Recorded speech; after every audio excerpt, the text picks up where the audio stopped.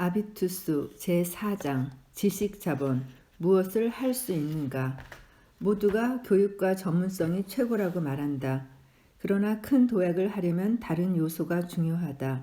성격, 몸에 밴 분위기, 대담함, 여기에 더하여 올바른 사람들과의 친분, 최신 화제를 알면 가장 좋다. 21세기에는 지식에서 가치를 창조하는 것이 성공을 좌우한다. 이를테면 지식을 실용적으로 활용하기, 비판적으로 성찰하기, 창의적으로 연결하기, 요약하여 비축해 두거나 최고의 능력으로 바꾸기. 물론 졸업장과 학위가 명함이나 명패만 장식하는 건 아니다. 실제 삶에서 졸업장은 더 빨리 도약할 가능성을 높인다.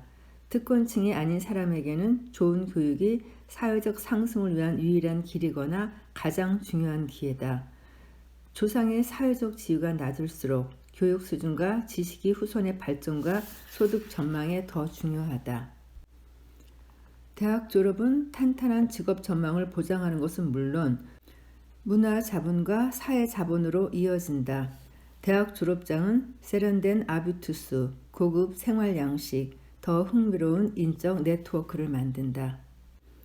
전문적인 깊은 지식에 다양하고 넓은 지식까지 갖춘다면 당신의 지식 자본은 훨씬 더 많은 수익을 낸다.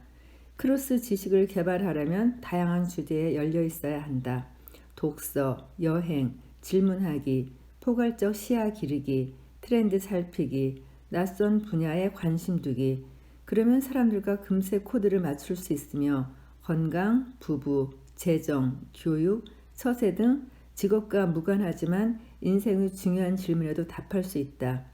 크로스 지식을 갖춘 사람은 통합적으로 일하고 지도자 과제를 맡고 흉내낼 수 없는 독창적 해결책을 고안한다. 창의성은 미래에 가장 높이 평가될 성과다.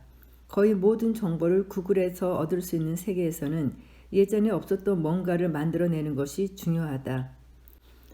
그리고 창의성은 예술가, 화가, 배우 같은 몇몇 뛰어난 창작자의 전유물이 아니다. 창의성은 우리 모두에게 열려 있다. 사람들은 브레인 워킹, 디자인 사고, 스캠퍼 발상법으로 창의적 대답을 부분적으로만 찾아낸다. 이런 창의적 기법은 도움이 된다. 하지만 장기적인 노력으로 만들어지는 창의적 아비투스를 잘 관리할 때 뇌는 가장 역동적으로 일한다.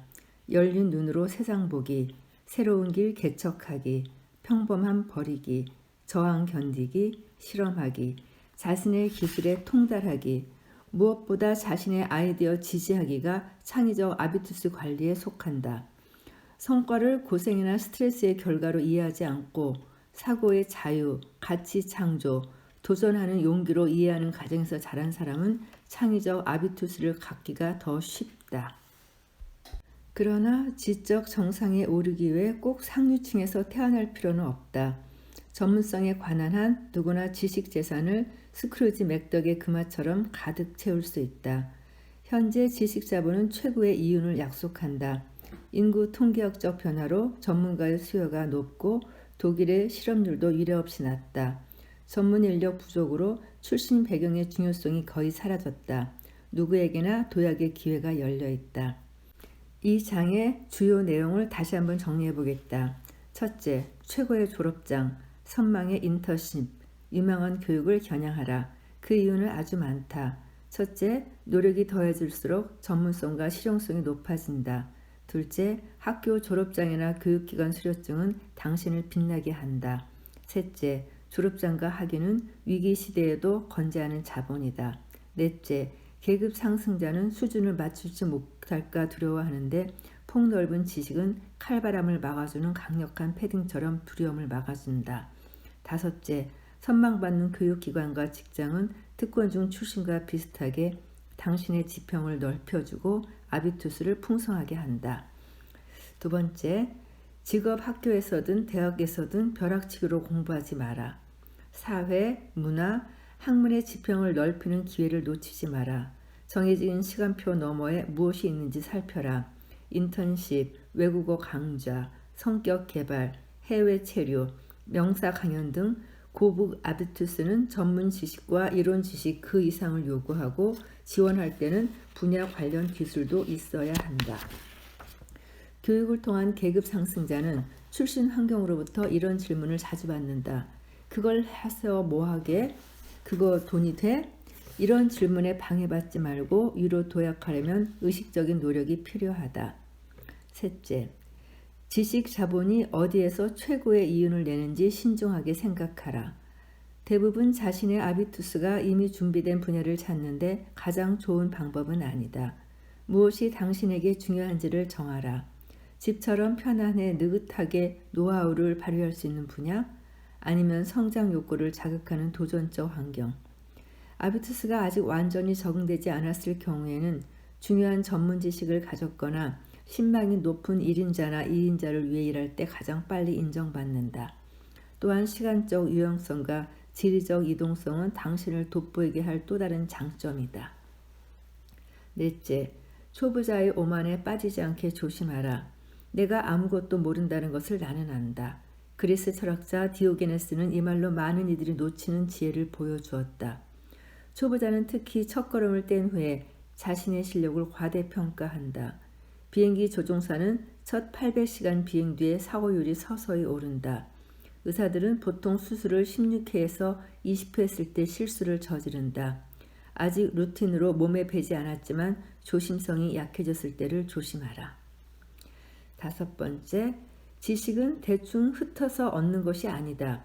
습득하고 사용하고 연결하고 완성해야 한다. 그러므로 전문 서적, 코칭, 테드 강연, 다큐멘터리, 구글 아트 등을 통한 지식 습득은 시작에 불과하다. 물론 이런 서비스는 매우 유용하다. 그러나 지식을 내면하기 위해서는 실행, 모방, 실험, 토론, 질문, 변형, 가치 창조, 한계 확장을 통해 학습해야 한다. 여섯 번째, 다방면으로 지식을 확장하라. 대학을 졸업한 상태라면 T자형 지식으로 당신을 돋보이게 할 수 있다. 점차 두 번째, 세 번째 전문성 기둥을 추가하라. 분야 지식을 옆으로 확장하고 인접 분야를 공부하고 직업 외적인 주제로 스펙트럼을 넓혀라. 사회적 역량을 개발하고 좌절, 질병, 돌봄 같은 삶의 과제를 넓은 지식으로 연결하고 인격을 강화하라. 일곱 번째, 잘난 체 하거나 우쭐대는 사람은 최정상 리그에 오를 수 없다. 아이디어, 문제 해결 능력, 혁신 지식으로 승부하라. 단 시끄럽게 알리기보다는 조용히 드러내는 것이 좋다. 자신 있게, 그러나 공격적이지 않게. 직책이 높을수록 개별 업무가 아닌 아비투스를 통해 성공이 드러나므로 자신의 성과를 강조하면 오히려 이상해 보인다. 최정상 리그에서는 당당함이 존경받는다. 세부 내용에 집착하고 고민하는 태도는 째째해 보이고 외면당한다. 여덟 번째, 현 직장에서 경력을 쌓고 싶으면 상사를 뒤처진 사람으로 보이게 해서는 안 된다. 두각을 나타내려 애쓰는 대신 프로젝트 책임자가 더 좋은 상황에서 더 확실하게, 더 빨리 목표에 도달할 수 있도록 도와라. 비판할 때는 제안인 것처럼 포장하라.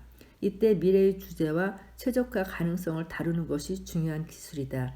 무엇보다 비판이 수용될 수 있게 올바른 시점에 적합한 톤으로 전달해야 한다. 이 장에서는 지식 자본을 어떻게 쌓고 어떻게 활용하는지를 다루었죠. 다음 장에서는 경제 자본 얼마나 가졌는가에 대해서 이어가겠습니다. 감사합니다.